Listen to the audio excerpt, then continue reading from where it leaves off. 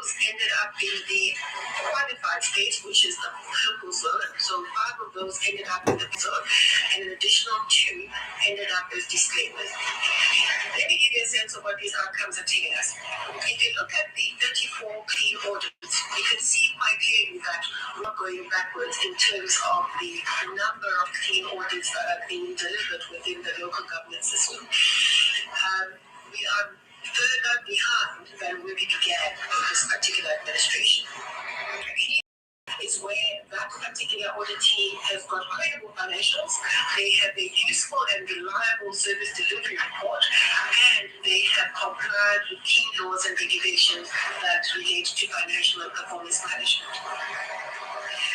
It's important for me to highlight that of the 34, there are 13 that have got repeat clean audits.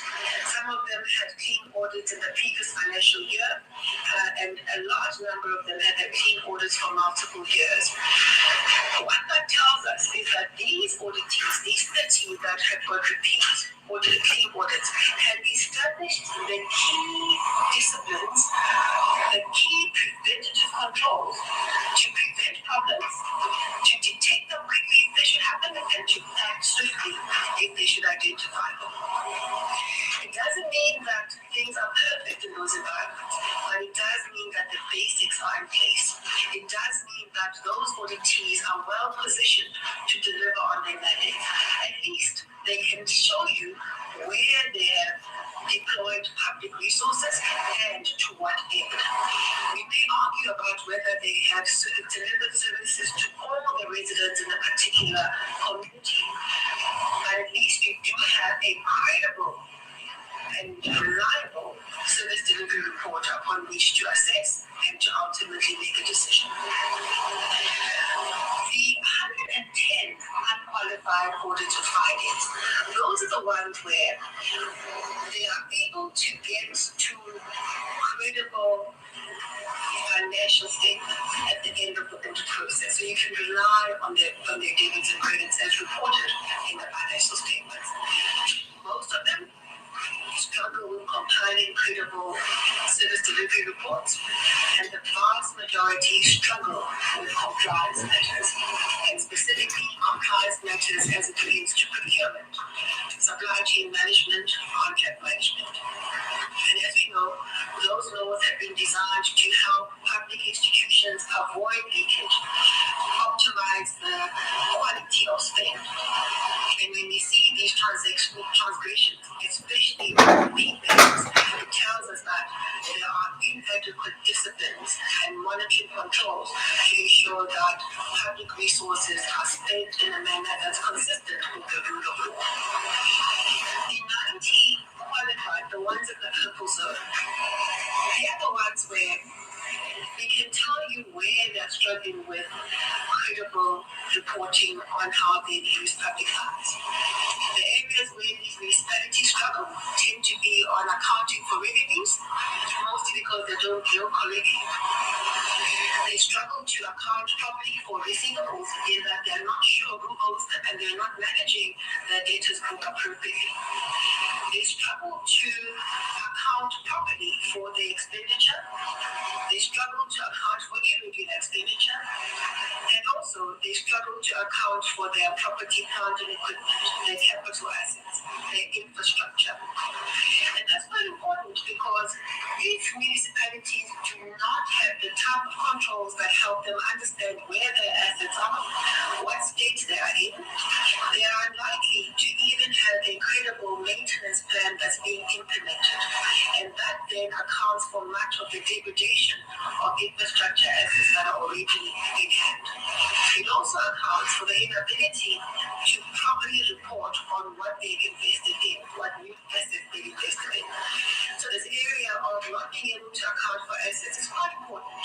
It's not merely a technical accounting issue. It's about a lack of skills, capacity, and discipline to look after the assets that they have in their hands.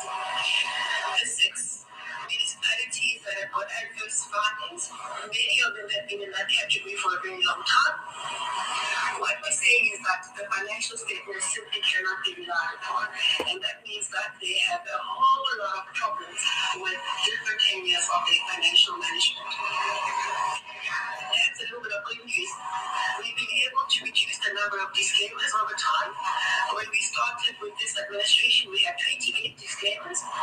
now we're at 14 disclaimers.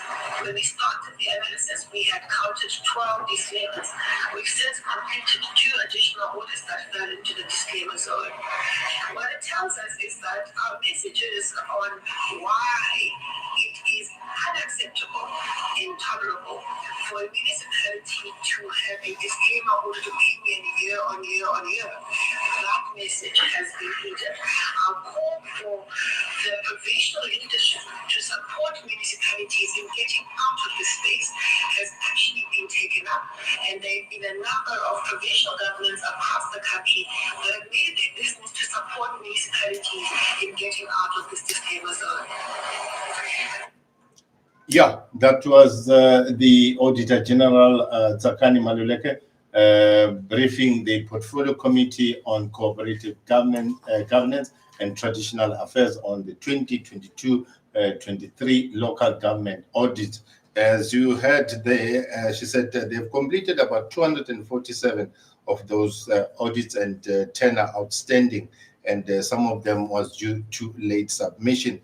And she also indicated that about 34 clean audits were found, and about 30 of them were repeat clean audits, and 4 outstanding, and about 110 unqualified reports, 90 qualified, and 6 adverse findings, which shows that some of these municipalities are definitely not following things by the book. And we hope that one day will bring the Auditor General just to clear that for us as to what is a qualified, unqualified, as well as adverse finding. And we will have our show going on, and I'll request you to join us live as we are live on Facebook, to join us live there as we will be going to the break. And my guest is already in studio.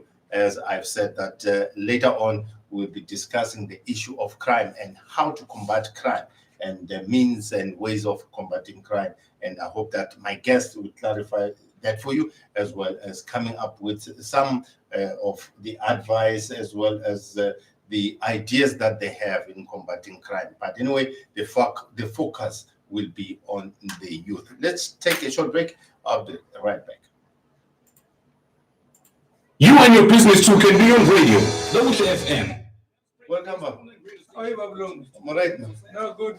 Thank you. I come running because of that. I had a class of this. Oh, okay. Yeah, we are running the program with one school at my school. Oh, you're running classes? Yeah, I am running classes now. Oh. We're doing the very same foundation. Oh, yeah. Yeah. Bishop Dix. Yeah. Why gigs?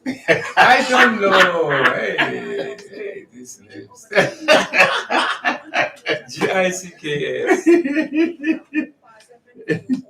Yeah. Yeah. No, anyway, thanks for honoring the. No, thank you so much. Yeah. Thank you. You'll enjoy it. No. Thank you so much. There's no ambiguity here. There's no ambiguity. Yeah. Oh, thanks.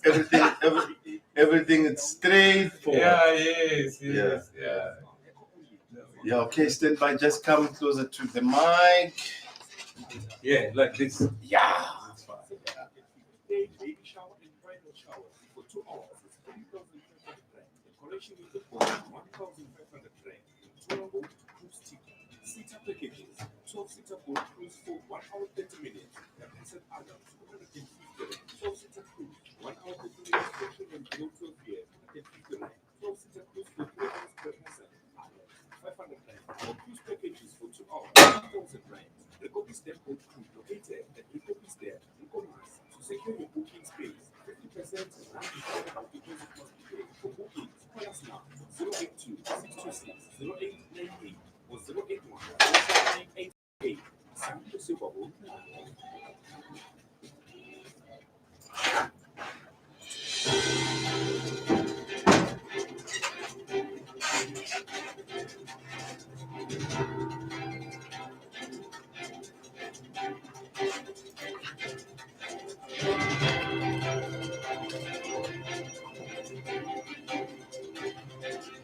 Wherever you are, welcome back. You're still listening to Lokuhle FM, the home of inspiring content. Ganzige, you're still with the assister of the airways, Jonathan John Tilungu, here at Lokuhle FM. Ganzige, the show comes in every Tuesday and Thursday between 5 and 6, from 5 o'clock to 6 o'clock on Tuesday and Thursday. And we make sure that we give you the best news of the day, and we'll delve deep on the issues of the day. As I've promised earlier on that we'll have a guest in studio. He's already here, and I hope that wherever you are linking and joining us on Facebook so that you can follow this conversation. I'm definitely sure you'll enjoy the conversation as I'm sitting here with Colonel Rev Giggs Moyane, and he's from Safer South Africa Foundation. It is a topic that is topical wherever you are in the world, wherever you are in your neighborhood or whatever village, even towns and cities. The issue of crime, it's a thorny issue. It's something that is bothering everyone. Whether you're a business person, whether you have got no business, whether you're a school child, whether you are working class, whether you are unemployed, it's bothering everyone. So Safer South Africa Foundation is making sure that they bring the youth, they draw the attention of the youth to say crime doesn't pay. This year, South Africa ranked first in the crime index among African countries with a score of 74.8 index points. And then Nigeria was the second most dangerous country in the continent, obtaining 67.7 points. The index evaluates the Safer South Africa Foundation has made it a point that they address crime at another level. I'm pleased to be joined in studio by Safer South Africa Foundation in Mpumalanga, Colonel Rev Giggs Moyane. Colonel, welcome. Reverend, welcome to Lokuhle FM. Thank you so much, Mr. Lungu. I want to greet you and the listeners of Lokuhle FM. Thank you for this opportunity. Yeah, for the first time having Safer South Africa in studio for a very, very informative and very, very topical issue, which is crime. Just take us through, what is Safer South Africa Foundation standing for?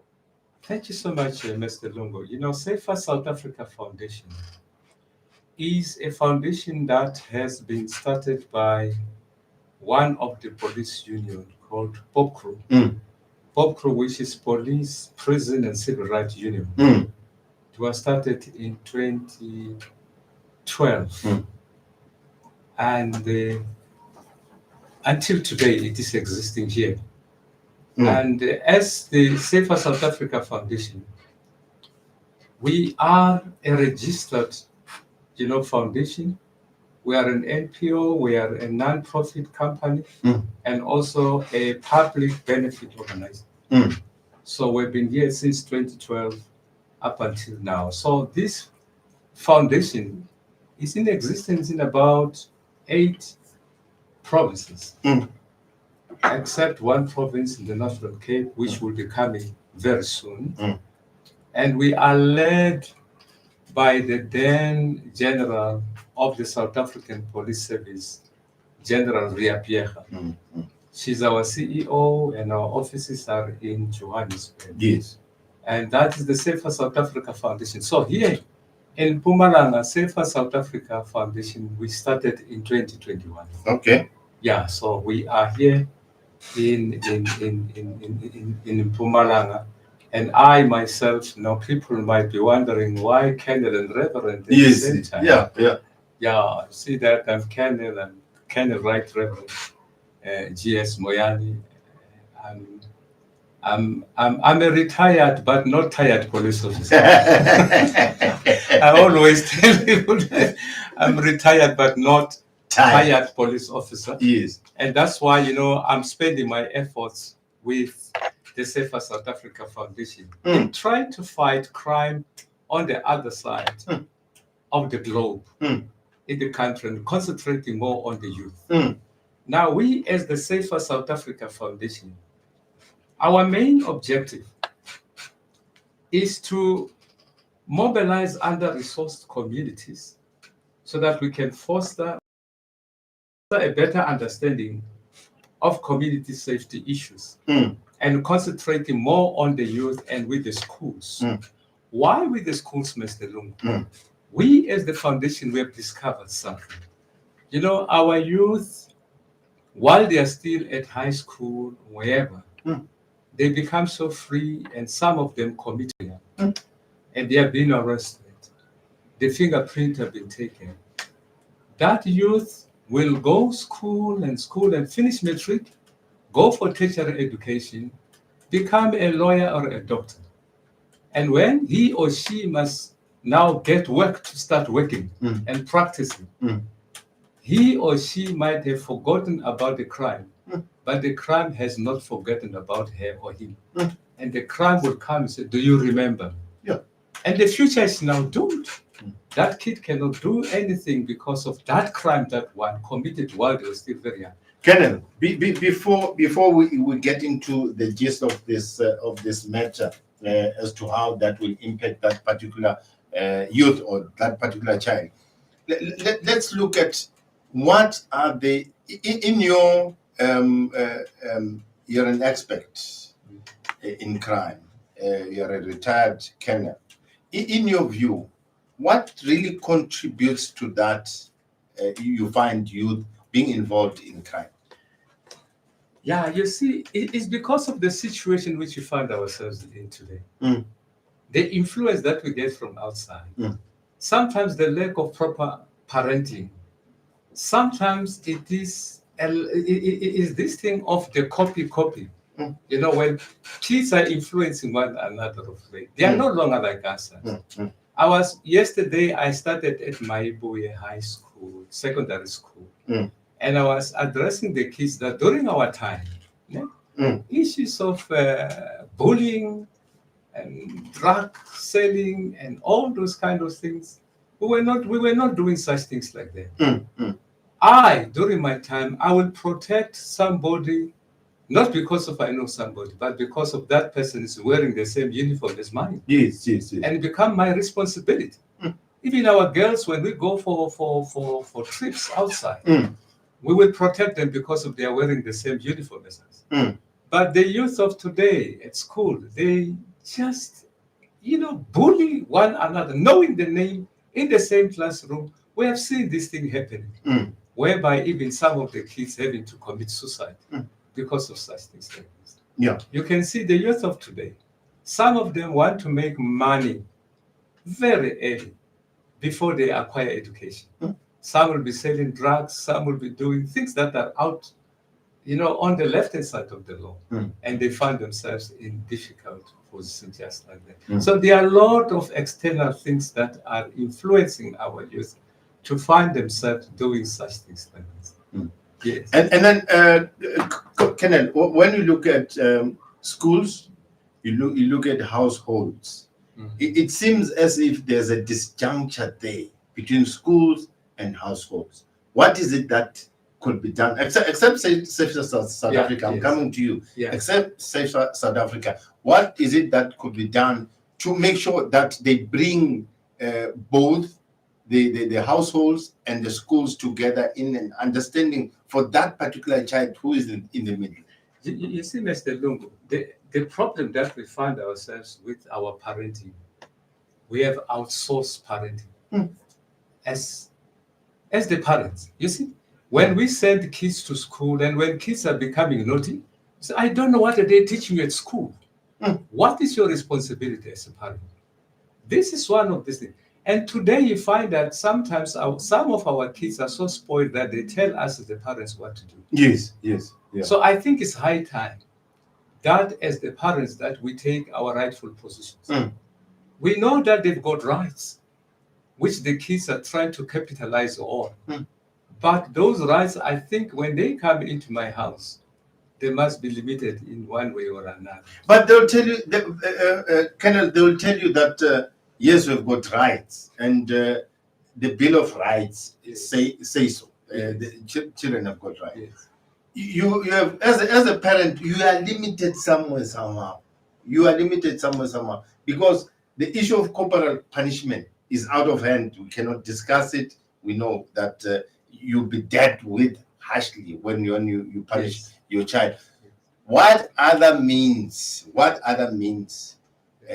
to teach children or to make them understand that whatever route that they're taking is not good? You must start them while they're still very young. Start them while they're still young, and teach them and show them that way. And stay always with your children. Know what your children are doing. Know where they are. When they go to school, check what are they having in their own bags. You must know that where is my child by this time. And you must be able to set rules. That here in my house, we are back at this time. But you start with them while they're still very young, so that they know that you are there. And most of all, that we must be there. I was preaching sometimes, and I was preaching on Genesis. Genesis chapter 3, becoming the investigator. And he's investigating a man. And I just want also to talk to the fathers today. And God in Genesis chapter 3, verse 9, he says, Adam, Adam, where are you? And in Genesis chapter 4, verse 9, he says, Cain, where is your brother Abel? God is looking for a man. Today, sometimes us as men, you find that, there's no father figure. Look at our boys today. How they dress like their moms. They walk like their moms. They talk like their moms. Because of the mom is the role model. Sure. The father is nowhere to be found. I think this is something that we have to bring back into the family. That we as the fathers also have to take charge of our own children. Sometimes as fathers, you find us, acting like an ambulance. An ambulance will come when there's no danger. You always come when your child has done something wrong. When it's broken somebody's window, when your daughter is pregnant, when your son is pregnant at somebody. Where were you before that? So I think this is one thing that we have to come, because it takes two people to tango. So it must take the father and the mother. Colonel, let's do something right by taking a short break. We'll be right back. You signs. We specialize in signage. Now we're going to Safer South Africa.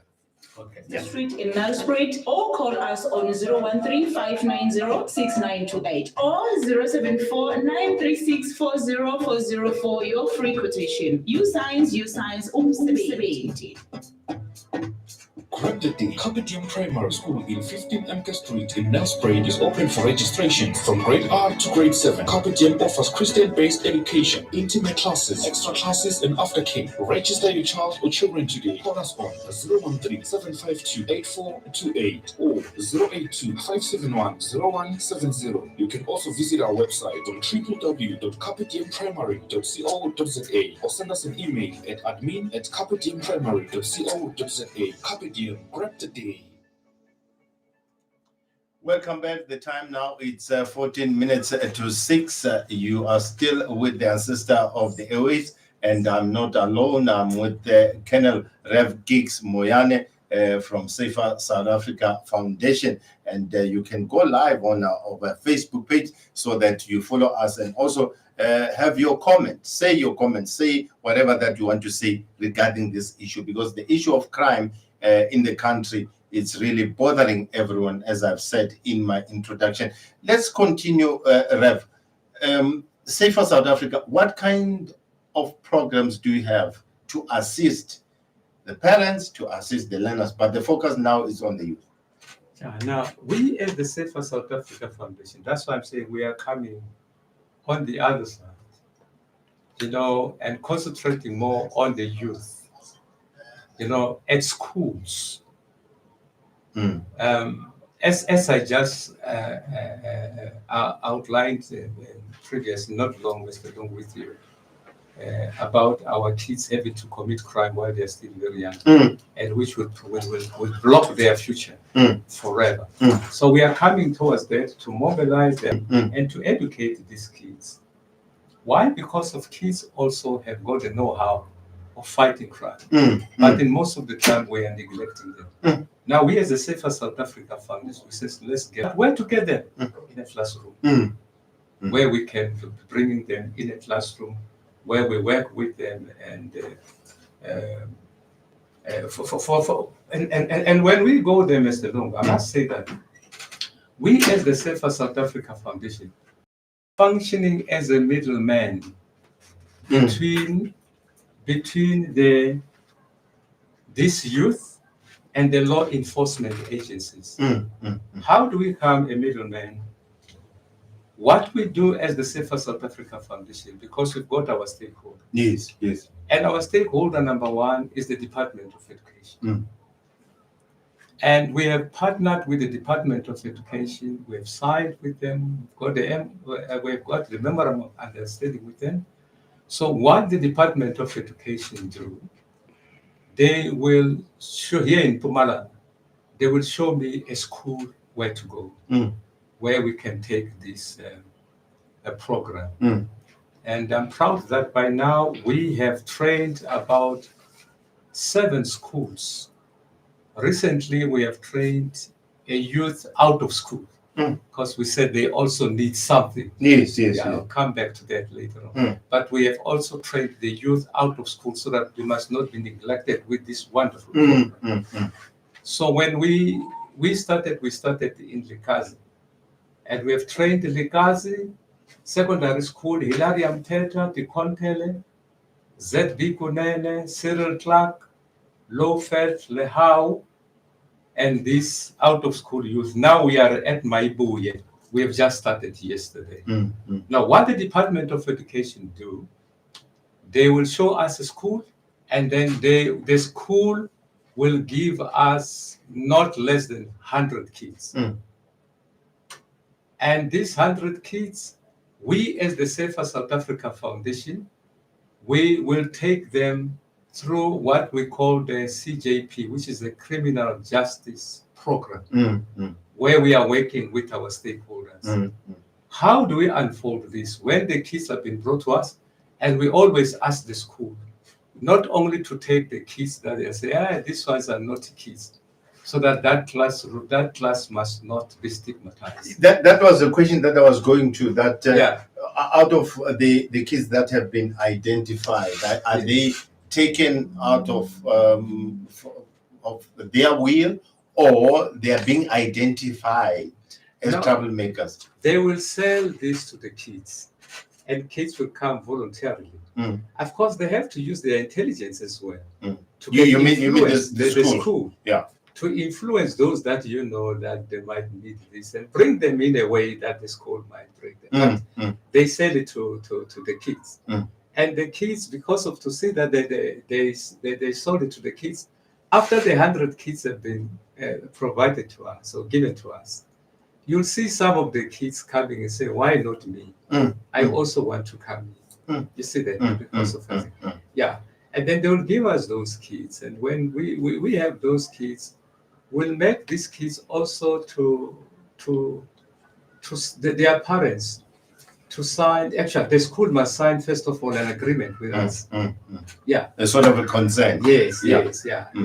And the parents will also sign a consent with us at the Safer South Africa Foundation, so that the parents must know. And what do we do as the Safer South Africa Foundation? We are taking these kids through this program, not disturbing the normal, hours of teaching and learning. Yes. So we are mindful of that. So what we do, we take them after school for 2 hours. And only 2 hours. 2 hours after school, but for 11 days. We take them for 2 hours, but for 11 days. And while we take them for that 2 hours, after that, we'll have a break where we give them sandwiches and some drinks, so that we know that they are hungry. And that is all the courtesy of Safer South Africa. So we are doing that. So when we take them there, and then we as the Safer South Africa Foundation, because we are a middleman between these kids and the law enforcement agencies or the criminal justice system. Yes. So what we do, the first people that will come to them is the South African police service. They will come until, like today, they were there at Maibuye. They will teach them about their mandate, what the police are doing. Because what we do, we are bringing these law enforcement agencies, face to face with the kids. Mm. Some of them have never been closer to people. They can give them something. Or sometimes they will bring the NPA, will bring the correctional services, will bring all these people close face to face with them. So first of all, we'll bring the South African Police Service. Yes. Give them their mandate, what the police are doing, Yeah. what are their rights, how they can play a role in the fight against crime. So they do that. The second day, like tomorrow, the police will come again and now teach the kids about how is a person arrested and why should a person arrested. What are the rights of the kid when he's being arrested? Yeah. Let me just remind our viewers who are on Facebook and those who are on YouTube that we are in conversation with Colonel Rev Kicks Moyane from Safer South Africa Foundation, and the topic today is on how to combat crime or how to keep crime through youth programs, as they are doing as Safer South Africa Foundation. And just to come to the point of youth out of school, how do we engage them? The youth out of school. Yeah, lucky the youth out of school, we have identified them at Pinar and Msokwa by the Chief Msokwa. Yes. Thanks to the Chief, he has been so good. And now this youth, they happen to hear about us. And I was approached by their leader, Stan Matebula, that we've got these youth that are out of school, but they cannot be neglected because of they are there. So we came to them because you know what? When the youth are out of school, they are unemployed. Some of them are qualified. They've got certain qualifications, but they cannot acquire work.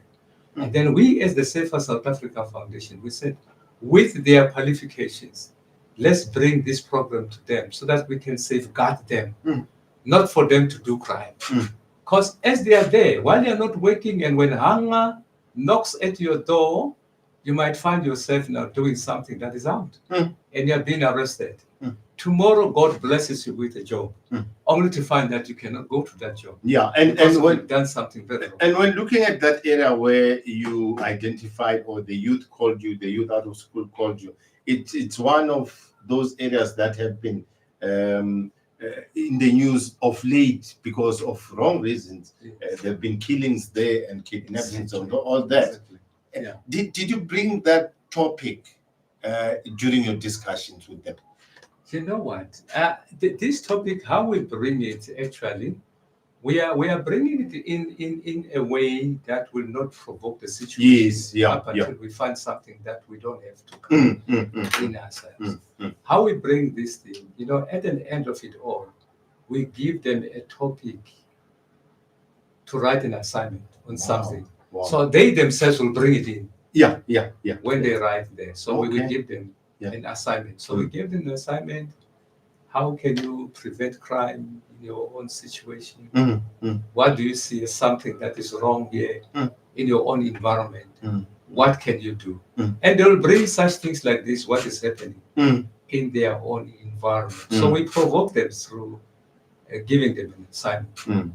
And some of the things we'll hear them when they interact with the police in their talking, or with the NPA, or with the South African Human Rights Commission. So they will come in there when they talk to them. So when they talk to them, it's good because we are the middlemen. So they are talking to the right person, but not us. Yes. The foundation. Yeah. And then the issue of bullying at schools, we have seen it has been happening here. It has been happening in other provinces. Are you bringing also that topic in, or they are the ones who brings it up? Issues of bullying, they always come to the fore and to the core when the South African Human Rights Commission is to come. Because they will talk about the rights of other children and your own rights, and that rights have got responsibilities. Yes. So when they come themselves, they are the one that they are addressing this issue of bullying. Yes. But it also comes in when the police come. They also address such things of bullying. What will happen to this child? The NPA will also come and to talk to them what is going to happen. And also the correctional services will also come on them, that when you have done this thing, when you are there, what is happening? You see? So it's just an integrated kind of a program that will bring now the justice system together and the law enforcement agencies that will holistically address issues of crime, but we bring experts ourselves as the Safer South Africa Foundation, as the middleman.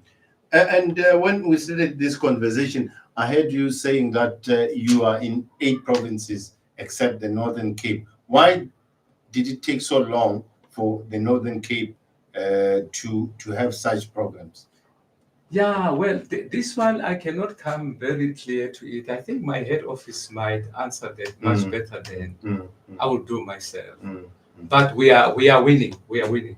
Yeah. They will be coming very soon because I think they also need this program. We are winning very soon. They will be here with us. Yeah, because when you're looking at Northern Cape, Eastern Cape, and the Western Cape, you look at the issue of gangs there. There are a lot of gangs, and the people who are involved in such things are the youth.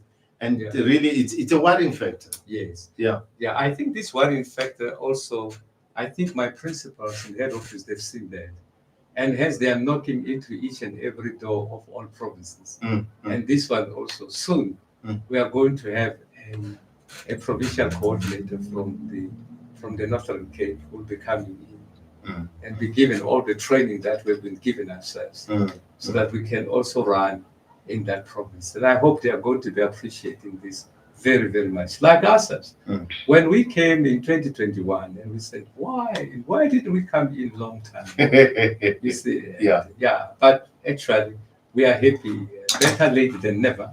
So we are there, we are on the power with them, and we are doing quite well. Yeah. Colonel, let me take a short break and then we'll wrap in 2 minutes as I'm stealing the 2 minutes from the other program. Sick of hitting sand to no avail? Exclusive Creatives Hub has the solution. Get your brand the exposure it deserves with a professional website from just 1,500 rands. Stand out from the crowd with a website that reflects your business' unique edge and leaves a lasting impression. Call 071-497-2900. And then in terms of funding, are you getting any exclusives.com today and take your brand to the next level. Exclusive Creatives Hub, where exclusivity and creativity collide.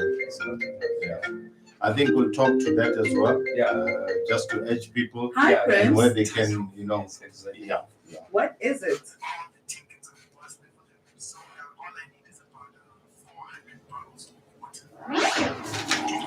I've got the perfect water company for you. Essential Water is a water company that charges 25 Rand for delivery. However, they do free deliveries if you buy over 500 bottles of water. They also cater for any type of event. But for more information, you may contact Spasiso on 065-998-4387 or 071-743-2468, or rather send them an email on info@essentialwater.co.za. They also have a website, www.essentialwater.co.za. You can also check them out on their Facebook page and Twitter page. They use the handle Essential Water.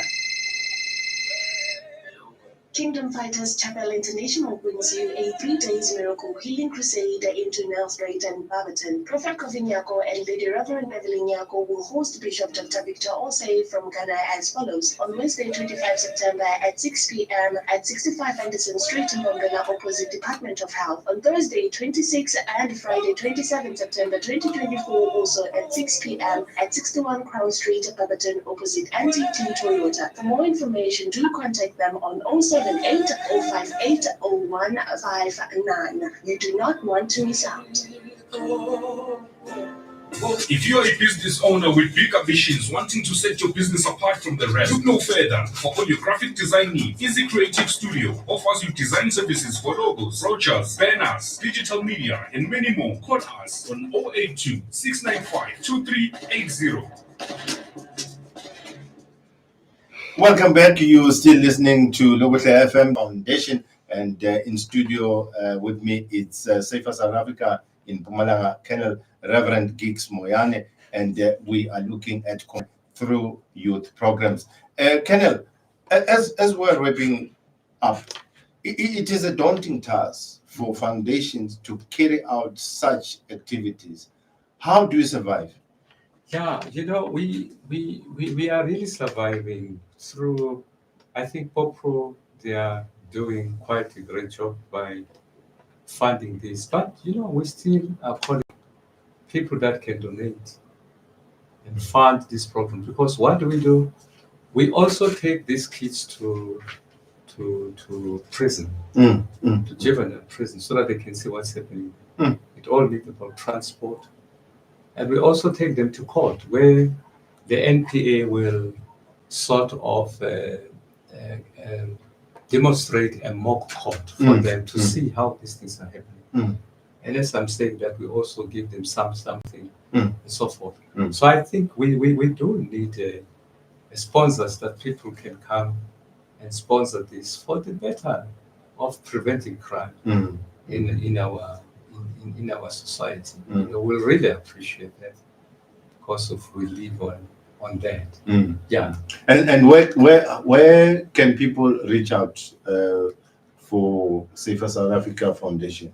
We've got telephone lines, we've got Facebook page where they can follow. I think here we with me here, they can reach me. They can reach me out here, my cell phone, and then when they want to donate, we'll also give them our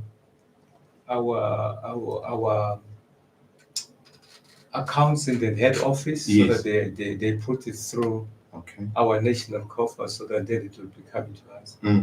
But we do have my cell phone. I'll give also mine and that one of the national head office. Okay. My cell phone it will be 082 92 39 318. Okay. And then the telephone number, the landline for our office is 012 035 1520. And of course, they can also reach us at www.safersouthafrica.org. Yeah, they can also reach us the national www.safersouthafrica.org. Yeah. And they can find us there. Yeah. Colonel, thank you very much for your time. We really appreciate, and I hope that everyone who was watching and listening to us, they've managed to grasp something out of this conversation, because it's a very topical issue. The issue of crime is affecting everyone, and as you can see, some of the businesses were threatening to pull out, investors also fearing to come into our country. So if you, as Safer South Africa Foundation, you are setting the foundation, especially at schools, I hope that this issue will be challenged in a right manner, and it's hitting straight to the nail. Thank you very much. Very much. No, thank you so much, Mr. Dung. I hope you'll give us time sometime, so that we can talk to you about our experiences while we are unfolding this at different schools. Yes. Our successes. Yes. In that, whatever thing, because of this is what we must tell the